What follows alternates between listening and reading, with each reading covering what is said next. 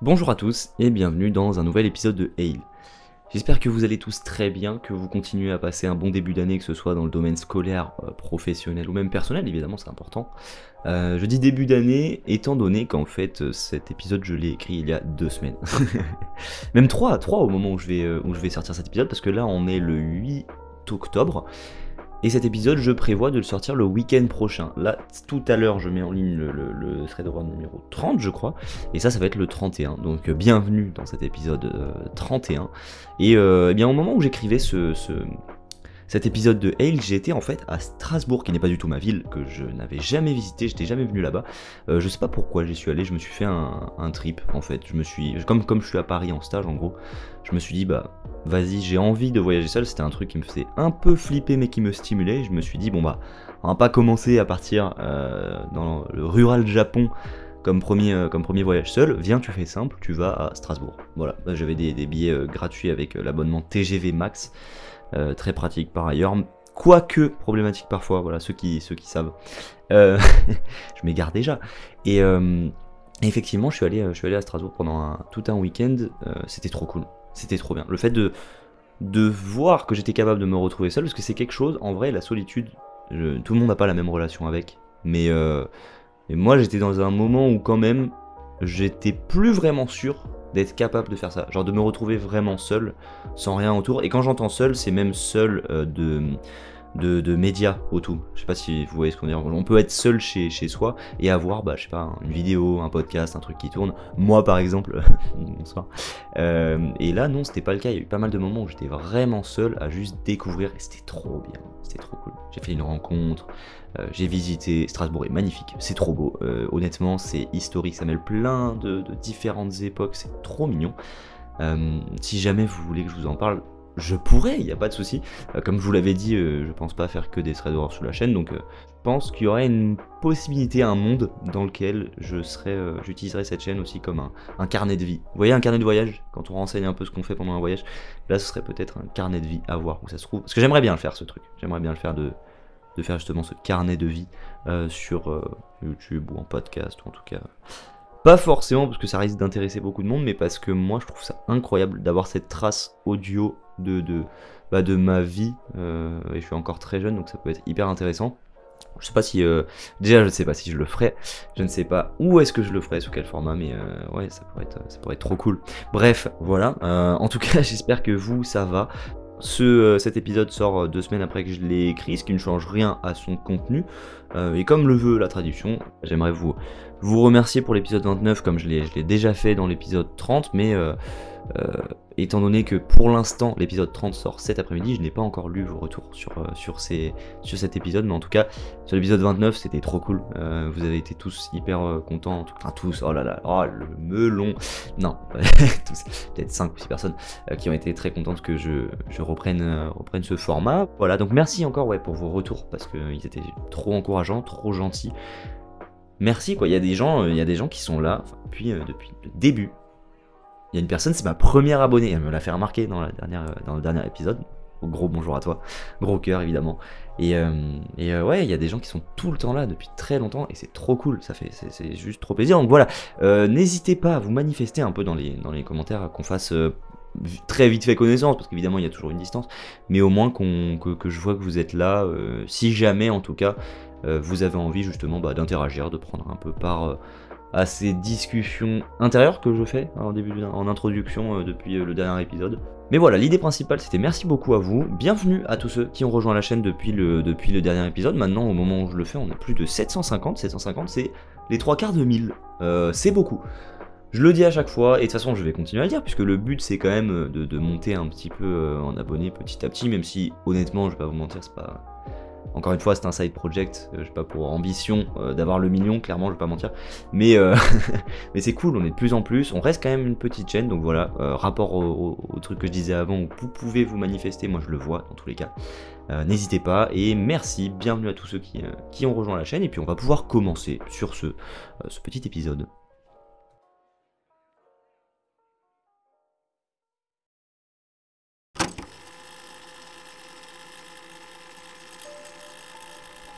L'histoire que je vais vous raconter, c'est celle de Léon. Léon est étudiant et il vit en colocation pour ses études avec une jeune fille qui s'appelle Maëlle.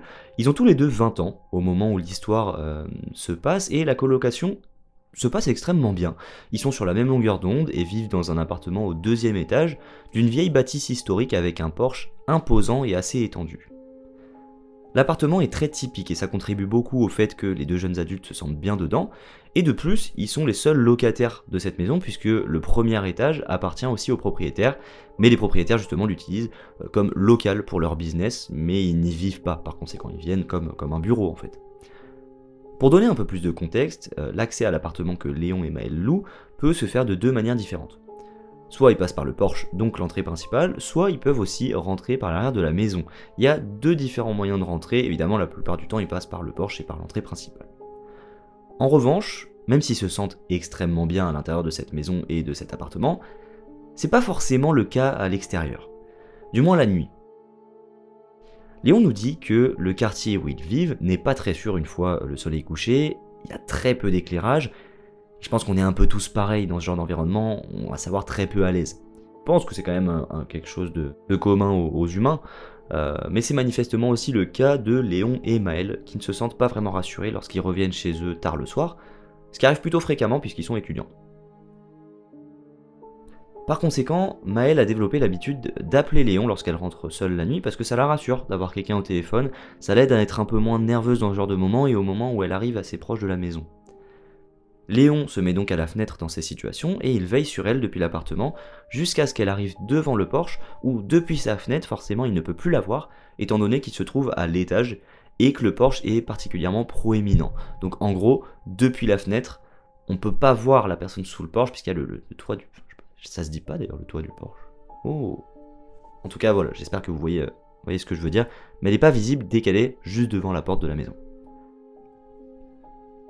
Un jour, Maëlle rentre de nuit, et il n'est pas forcément très tard, on est aux alentours de 21h45, et elle appelle Léon, comme d'habitude, et celui-ci se rapproche de la fenêtre donnant sur la rue, il la voit à une trentaine de mètres de la maison.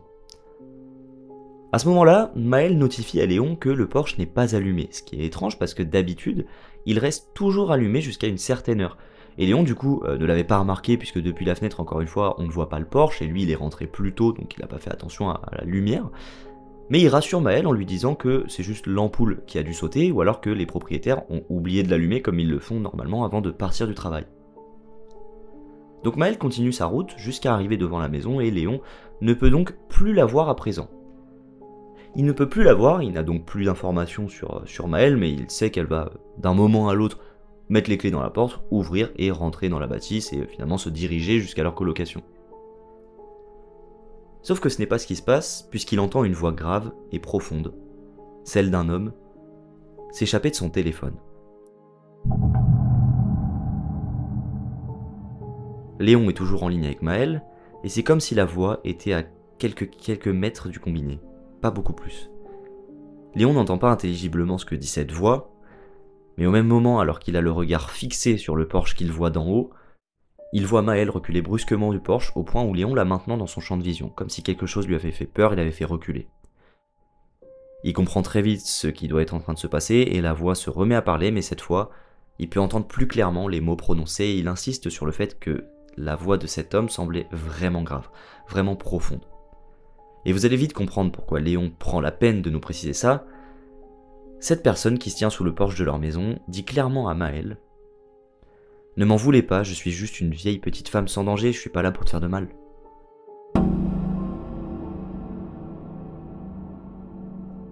Le sang de Léon se glace à ce moment-là parce que les paroles n'ont aucun sens et Maëlle est à ce moment-là totalement seule dans la rue plongée dans la nuit avec une personne qui, par une seule phrase, a réussi à donner l'impression qu'elle n'est pas saine d'esprit. Léon est déjà terrifié d'entendre ce genre de paroles au téléphone et il comprend que son ami est en danger, potentiellement menacé, et tout en voyant Maëlle se diriger d'un pas rapide et paniqué vers l'arrière de la maison, son sang tambourine contre ses tempes. Il n'arrive pas à bouger, il n'a qu'une seule peur à ce moment-là, voir la silhouette de cet individu à la voix grave fondre sur Maëlle. Quelques secondes plus tard, il entend le bruit de la porte arrière qui s'ouvre, et heureusement, pour le moment, l'individu semble toujours se trouver sous le porche. Ça doit donc être Maëlle. Effectivement, il s'agit bien d'elle, mais complètement tétanisée. Elle est en pleurs, sans pouvoir articuler le moindre mot, et la jeune femme est sous le choc.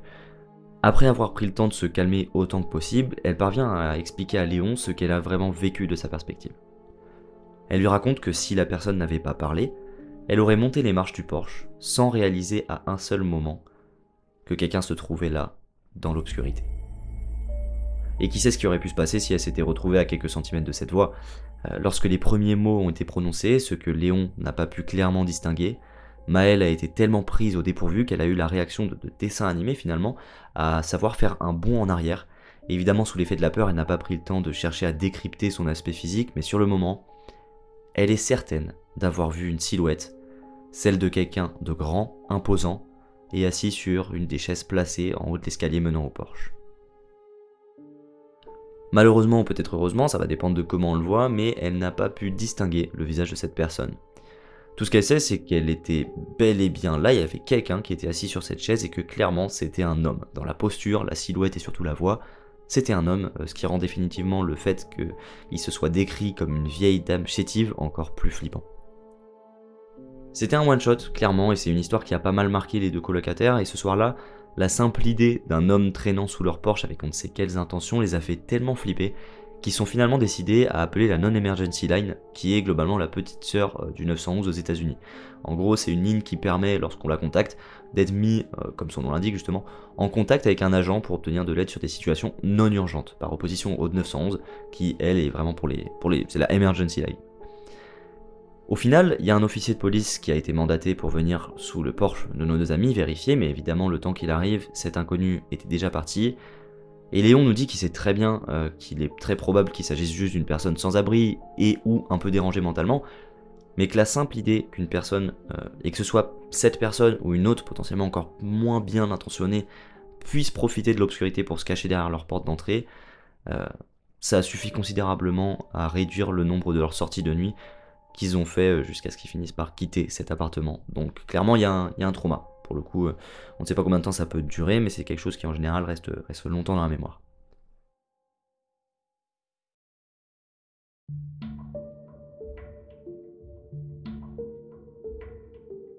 Voilà, c'est la fin de l'histoire de Léon et Maëlle qui ont pris un gros coup de pression, je pense qu'on peut le dire, et surtout Maëlle qui a dû frôler la crise cardiaque honnêtement, si ce n'est plus.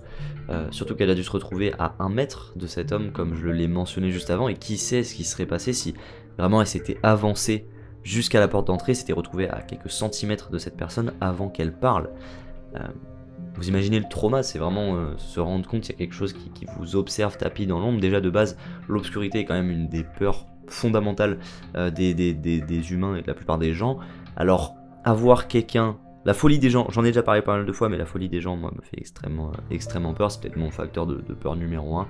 Donc, combiné avec quelqu'un qui se cache dans l'obscurité, c'est... Ah, c'est terrifiant. Mais d'ailleurs, c'est qui cet homme et qu'est-ce que diable faisait-il ici ? Je rejoins totalement l'analyse de Léon qui reste très pragmatique parce que selon moi il s'agit effectivement d'une personne sans abri et ou folle. Il est possible que ce soit aussi l'avis que vous ayez, mais pourquoi je dis ça ? Parce que pour moi, si les intentions de cet homme avaient été foncièrement mauvaises, il s'en serait pris à Maëlle sans la prévenir. Il aurait pas fait petite phrase un peu étrange qu'on n'a pas entendue la première fois et une autre phrase complètement what the fuck qu'on a entendue, mais il n'aurait pas prévenu et surtout pas en tenant des propos aussi incohérents parce que là du coup il semble qu'il soit dans une sorte de délire. Donc pour moi, cette piste est la plus probable. Maintenant, il peut aussi exister d'autres hypothèses, notamment celle d'un utilisateur dans les commentaires qui rappelle à juste titre que c'est un bon exemple de pourquoi c'est pas mal d'essayer de rester attentif constamment. Et pour cette personne, cet utilisateur, il peut tout autant s'agir de raisons plus sombres qu'il ne détaille pas. Et je sais que par curiosité morbide, ou en tout cas cet esprit qui nous fait imaginer des choses assez sombre par ailleurs, on peut avoir tendance à imaginer le pire, mais je pense que, surtout dans cette histoire, et je le dis souvent, mais il faut pas tomber dans la parano non plus, genre cet utilisateur, il conseille de toujours avoir une lampe de poche sur soi et de ne pas se fier au flash du téléphone qui, selon lui, est d'intensité variable, et donc moins fiable qu'une lampe de poche physique. Alors c'est vrai, mais il faut se détendre. T'as pas besoin d'une lampe de poche qui se fait la taille de ton avant-bras constamment sur toi, tu vois, enfin, non. Calmons-nous. Téléphone avec le flash, ça marche bien. Cette fois, il y a un autre utilisateur aussi qui a laissé un commentaire et que j'ai trouvé très pertinent cette fois-ci et rempli d'empathie auquel je n'aurais jamais pensé. Donc ça me fait un peu culpabiliser. Je me dis que cette personne est bien plus empathique que moi. Voilà. Pas grave, hein, ça arrive. Bref, il nous dit qu'il penche aussi pour la piste du sans-abri, mais qu'ayant été lui aussi à la rue pendant une courte période, donc cet utilisateur s'est retrouvé sans abri une période de sa vie, donc grosse force à toi, et j'espère, manifestement, il s'en est sorti, mais il suggère que cette personne essayait peut-être tout simplement de jouer à avoir une maison. En gros, il jouerait le rôle d'une personne qui a une maison, d'une personne qui a un toit, en gros pour ressentir ce que ça fait d'être chez soi, sur une chaise devant son porche le soir. Il nous dit que lorsqu'il était sans abri, il n'était pas fou ou malade mental, mais qu'il lui arrivait souvent de s'imaginer à la place de personnes qui possèdent de belles maisons. Évidemment, il n'a jamais agi en conséquence, comme l'inconnu de l'histoire de Léon, mais il se dit que s'il avait été un peu plus instable, ou même juste qu'il avait passé plus de temps dans la rue, parce qu'il n'a pas passé énormément de temps, bah il aurait pu. Et honnêtement, c'est là où Reddit c'est hyper puissant, c'est qu'il y a tellement de personnes qui n'ont rien à voir ensemble, qui ont des vécus totalement différents sur la plateforme, qu'on trouve des points de vue et des interprétations parfois vraiment intéressantes. Et je pense que c'est honnêtement le commentaire, parce que je fouille à chaque fois les commentaires des posts sur lesquels je m'apprête à écrire un épisode de Hale, je les lis et bah, souvent c'est un peu le même type de commentaires, c'est des personnes qui espèrent que la personne qui a vécu l'histoire va mieux, qui ne s'est rien passé depuis et que ça va bien globalement. Et bah, parfois il y a des commentaires un peu plus intéressants et celui-là était vraiment hyper intéressant parce que se mettant à la place de la personne qui est potentiellement considérée comme celui qui est flippant, qui est potentiellement considéré comme une menace, ouais, je trouve ça hyper fort et très empathique. Comme je l'ai dit, moi j'avais pas du tout eu cette approche, donc ça fait réfléchir. N'empêche, quand on y réfléchit, il y a quand même un monde où, imagine, Léon il sort faire ses courses, bah si le gars avait été un peu plus dangereux et potentiellement là à un autre moment, bah il sort et c'est coup à la jugulaire et puis KO Léon quoi. Non mais voilà, il y a quand même une menace quoi. L'important c'est quand même qu'il y a eu plus de peur que de mal au final et tout est bien qui finit bien. C'est toujours le cas hein, clairement, mais un jour je vais me ramener avec une histoire sordide. Vous allez être pas prêts. Il y aura pas de ouais c'est pour Halloween du coup ça non. D'ailleurs, c'est dans pas longtemps Halloween. Est-ce qu'on fait quelque chose de particulier pour Halloween? Ah tiens, je veux bien que vous me disiez. Je veux bien. Si quelqu'un est chaud de me donner une idée de ce que je pourrais faire pour Halloween. C'est une fête que j'ai pas du tout l'habitude de fêter parce que quand j'étais petit, je la trouvais extrêmement angoissante. Voilà. Bon, en vrai, dans tous les cas, par rapport à l'histoire sordide qui arrivera un jour sans prévenir, non, je pense pas que je le ferai en vrai. Parce que pour moi, c'est pas cool en fait. Le but, c'est quand même de vous faire frissonner et de me faire frissonner. Et pas de bader, pas d'être sur une histoire qui est juste triste, on va pas se mentir, donc non, c'était évidemment une blague.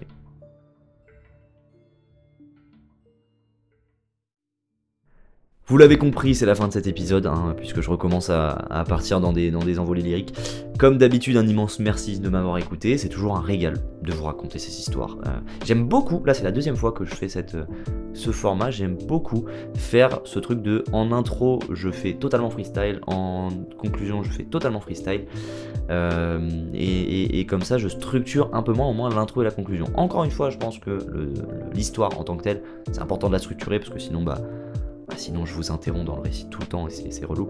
Mais voilà, j'aime bien ce format, je prends plus de plaisir, même si déjà je prenais du plaisir, là j'en prends plus, c'est cool. Bref, merci d'être là tout simplement, et encore la bienvenue. Si vous découvrez la chaîne, j'espère que cet épisode vous aura donné envie d'écouter les autres, puisque petit à petit l'armoire à vidéo se remplit.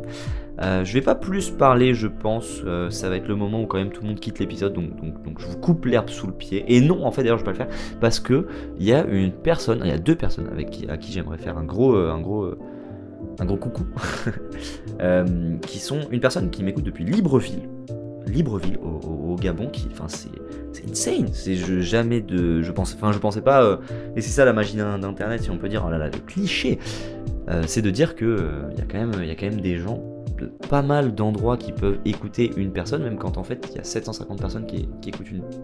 Waouh, quatrième fois le mot personne, mais qui écoute une personne. Bonjour à toi, gros bonjour, ça me fait trop plaisir justement d'avoir des personnes qui sont de différents endroits. Il y avait une autre personne qui m'écoutait depuis l'Algérie aussi, donc salut la communauté internationale, la communauté. En fait c'est fou parce que je suis pas du tout habitué à ce truc de dire communauté, de dire abonné, de dire... ces termes qui sont utilisés par les plutôt gros youtubeurs, parce que moi je me considère pas du tout comme un youtubeur, je me considère comme un gars qui raconte des histoires et qui parle un peu avec d'autres gens via un format audio.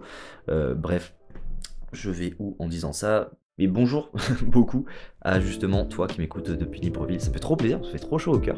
Et puis il y a une autre personne qui est venue parce qu'on lui avait recommandé le format. Mais c'est trop bien, Le bouche à oreille marche en fait. Enfin pas marche mais je veux dire bon bah c'est pas forcément, t'arrives pas forcément avec tes potes en disant tiens tu veux une chaîne de thread d'horreur? J'en connais une pas mal. Tu connais Ale? Tu connais pas Ale, c'est normal. Mais voilà, c'est trop bien. Si vous voulez recommander le format à d'autres personnes, n'hésitez pas, ça fait plaisir. Et puis surtout venez me dire qu'on vous a recommandé des trucs, moi ça flatte mon ego à mort et ça me fait trop plaisir, ça m'encourage de malade. Bref, merci encore de m'avoir écouté et puis à bientôt pour un prochain épisode de Ale.